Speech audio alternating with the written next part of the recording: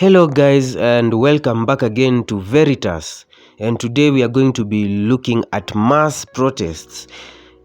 Mass action and protests. Mass action in sociology is a term for situations in which large numbers of people behave simultaneously in similar ways, individually and without coordination. So,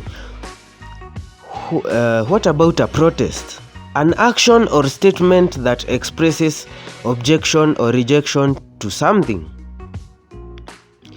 Also, a public show of disapproval or opposition to something. So, protests are held against things like nation's involvement in a conflict, specific government policy, or forms of injustices. We can also take a keen look at demonstrations. Such protests are held in public spaces by people who want to display their disapproval openly in order to bring awareness to their cause and put pressure on authorities to make changes. A person who participates in a protest is known as a protester. Let us look at examples of protests. These are some of the reasons why opposition, for example, in Kenya has declared mass protests in the country. One, we have the high cost of living because of corruption, withdrawal of government subsidies, illegitimacy of the government because of elections, overtaxation by the current regime, the approval and importation of GMO goods, alleged plot to control the Independent Electoral and Boundaries Commission, among others. In South Africa, the economic freedom fighters led by Julius Malema called for a national shutdown. He demands the government ensures access to electricity, the resignation of the president, who is accused of failing to govern the country properly.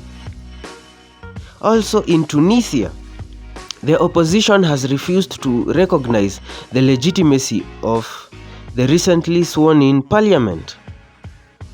Protest against the cruel treatment of black immigrants in Tunisia and the release of 20 prominent figures. In Nigeria, the opposition is planning to hold demonstrations over the recently conducted presidential elections. These elections have been heavily disputed. Well, a lot is happening in Africa, and these protests are not new. What exactly is the problem with governance? Do they really have a listening ear, or do they choose to block their ears and not listen to the masses?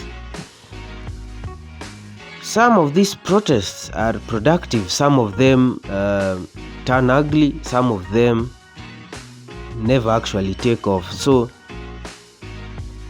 there is a lot of reasons for people to protest in particular regions to the problems that are affecting them. Thank you very much for listening and watching. Please subscribe, support this channel. I will highly appreciate it. Share with your friends and continue watching. Please watch the previous videos so that you can be able to understand more about Africa. Thank you.